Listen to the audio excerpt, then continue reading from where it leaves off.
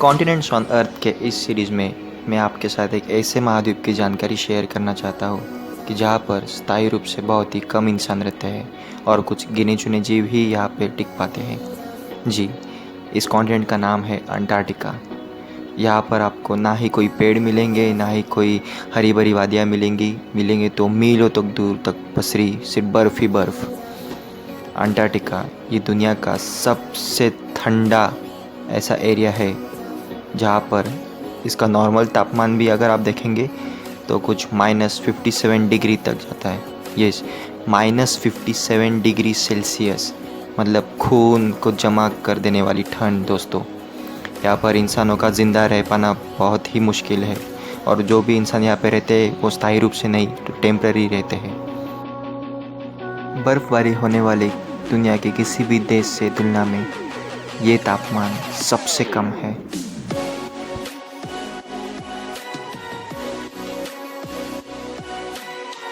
Antarctica पे हमें दिखेंगे कुछ ऐसे नज़ारे, चारों तरफ बर्फ़ ही बर्फ़। आपको जानकर हैरानी होगी दोस्तों कि दुनिया का 90% बर्फ़ का हिस्सा अंटार्कटिका में पाया जाता है। साइंटिफिक रिसर्च की माने तो कुछ 90 करोड़ साल पहले अंटार्कटिका पर भी जंगल हुआ करते थे। यहाँ पर भी अफ्रीका की तरह बहुत से जीव जंतु रहा करते थे, लेकिन हिमयुग के बाद इस महाद्वीप का चेहरा हमेशा के लिए बदल गया और ये महाद्वीप हमेशा के लिए एक ऐसी बर्फ़ के चादर के नीचे दब गया जो कभी ख़त्म नहीं होने वाली।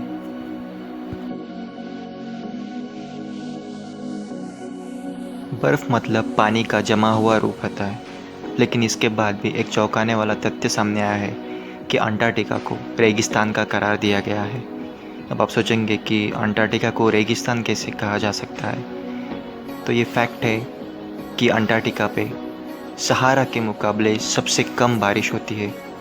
हाँ, मतलब सहारा में ज़्यादा बारिश होती है अगर इसका कंपैरिजन अंटार्कटिका से किया जाए। अंटार्कटिका पे बारिश की बूंदें ज़मीन तक पहुँच ही नहीं पाती और ये जो इतनी सारी बर्फ़ है वो एक्चुअल में समुंदर का पानी है। तो अब आपको शायद ये लॉजिक समझ में आया रहेगा कि अंटार्कटिका को रेगिस्तान क्यों कहा जाता है।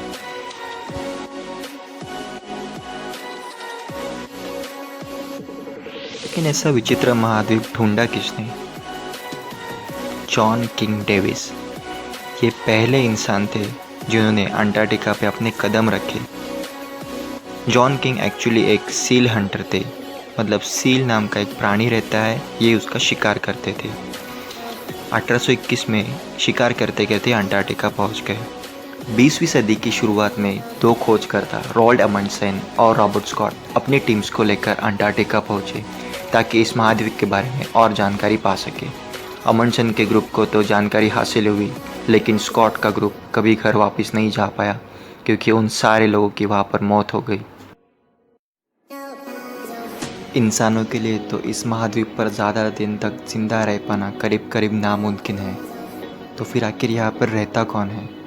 ये अकेला ऐसा महाद्वीप है जहाँ पर आपको भारी तादाद में आबादी पाई जाएगी पेंगुइन्स की, वेल्स की, कुछ मछलियाँ और इन्वर्टिब्रेट्स। इन्वर्टिब्रेट्स ऐसे जीवों को कहा जाता है जो कि अंटार्कटिका के इन ठंडे समुद्रों में गहराई में पाए जाते हैं। ये जीव अपना खुद का खाना खुद तैयार करते हैं और अपनी रोशनी भी, क्योंकि इन समुद्र में सूरज की रोशनी अभी तक पहुंच नहीं पाई है। इस महाद्वीप को सुरक्षित रखने के लिए करीब करीब 36 से ज़्यादा देश एक साथ आए और उन्होंने अंटार्कटिक ट्रीटी पे साइन किया। इस ट्रीटी में लिखा गया है कि इस महाद्वीप का कुछ भी गलत इस्तेमाल नहीं किया जाएगा जिससे इसको हानि पहुँचे, और इसमें हमारा भारत देश भी शामिल है।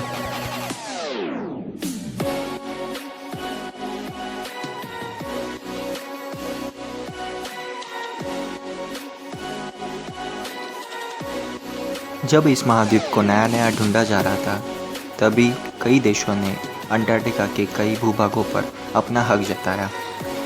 तभी अर्जेंटीना ने भी एक ट्रिक इस्तेमाल की। उन्होंने 1979 में एक प्रेग्नेंट औरत को अंटार्कटिका भेजा और जनवरी 1979 में वहाँ पर एक बेबी ने जन्म लिया जिसका नाम है एमिल मार्को पाल्मा, और वो अंटार्कटिका पर जन्म लेने वाला सबसे पहला इंसानी बच्चा था। वो अर्जेंटीना का नागरिक होने के कारण ऑटोमेटिकली अर्जेंटीना ने उस भूभाग पर अपना हक जताया। आई होप दोस्तों आपको अंटार्कटिक के बारे में ये जो वीडियो बनाया है ये पसंद आया। लाइक बटन को प्रेस कीजिए और सब्सक्राइब कीजिए प्ले नाउ चैनल को, क्योंकि आने वाले समय में मैं आपके लिए ऐसे अनगिनत टॉपिक्स के ऊपर वीडियो बनाने वाला हूँ और आप इन वीडियोस को मिस ना करें, ये मेरी इच्छा है। तो दोस्तों मिलते हैं अगले वीडियो में, जो कि रहेगा ऑस्ट्रेलिया कॉन्टिनेंट के बारे में। टिल देन टेक केयर और गुड बाय।